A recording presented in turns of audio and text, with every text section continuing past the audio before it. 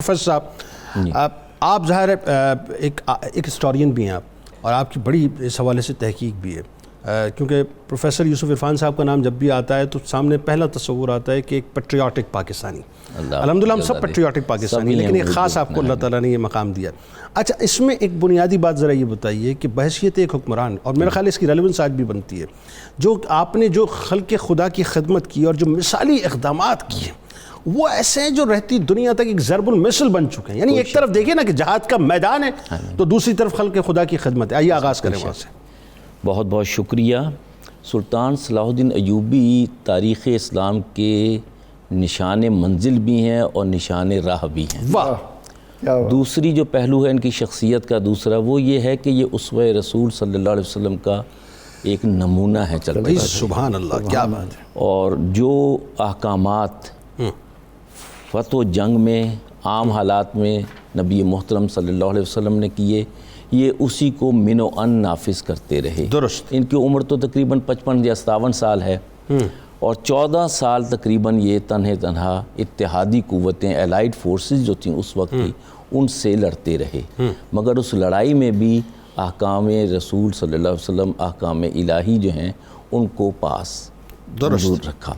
اب یہ ہے کہ معاشرے میں ان کی حکومت تقریباً جیسے آپ نے کہا تقریباً 24-25 سال رہی.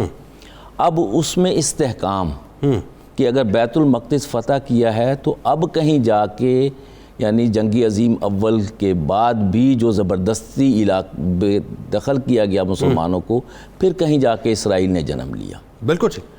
مگر استحکام تھا ان کی پالیسی کا جس کی وجہ سے بیت المقدس دوبارہ لیا گیا. کوئی دوسری سر آپ کمال دیکھیں نا، 22 برس میں آپ مصر فتح کر رہے ہیں. پھر ظاہر اس پہ آگے جا کے بات کرتے ہیں کہ موصل، شام اور دیگر مطلب حلب وغیرہ کے علاقے. کمال یہ ہے کہ ایک طرف پوری رومن امپائر مطلب پورا جو ہے وہ یہ سمجھ لیجئے کہ عیسائی ورلڈ موجود ہے نا، اور دوسری طرف آپ جو ہیں 22 سال کی عمر میں کھڑے ہوئے. یہ کمال ہے. اب یہ دیکھیے کہ یہ علاقے حضرت عمر فاروق رضی اللہ عنہ، حضرت عثمان رضی اللہ عنہ اس دور میں فتح ہوئے تو رومن امپائر کو شکست دی گئی تھی.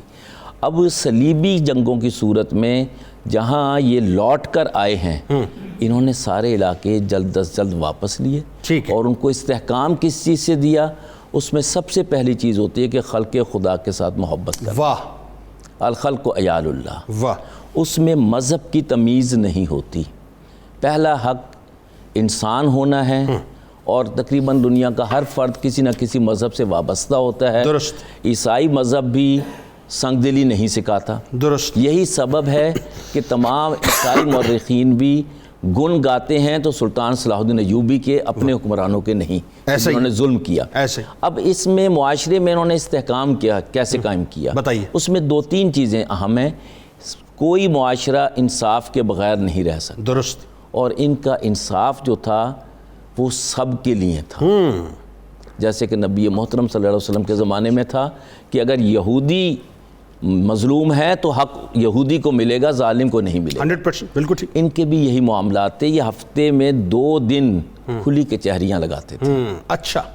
اور اس میں یعنی خود بھی اگر کوئی اپنا بھتیجا گھر کا فرد بھی حاضر ہوا ہے، کسی نے جھوٹا مقدمہ بھی کر دیا ہے، تو انہوں نے یہ نہیں کہا کہ جی ہم حاضر نہیں ہوں گے، خود بھی حاضر ہو رہے ہیں. اور پھر یہ ہے کہ کسی دباؤ میں کسی جج کو نہیں رکھا. جوڈیشری جو ہے تمام تھرو آؤٹ مسلم ہسٹری ایک فری اینڈ فیئر پلے کا مظہر رہی ہے. اور اس میں یہ ہے کہ اس کا نظام جو تھا رومن کیتھولک نہیں تھا، جیسے کہ ہمارا اینگلو سیکسن جوڈیشل سسٹم ہے، وہ قرآن و سنت اسوہ رسول سے جنم لیتا تھا. اور یہی انہوں نے وہاں کیا کہنے. واہ واہ. یعنی وہ کوکٹل نظام نہیں تھا، وہ ایک نظام تھا اللہ اور اس کے رسول کا. واہ. اور وہ فوری انصاف کا تھا. اور جہاں تک عدل کا تعلق ہے اس میں انہوں نے کوئی کوتاہی نہیں کی. واہ. دوسری جو ہے خلق خدا کی خدمت کرنا جو ہوتا ہے وہ ایجوکیشن ہوتی ہے. واہ. وہ ہیلتھ ہوتی ہے. واہ. یا پھر ویلفیئر ورک ہوتا ہے. واہ.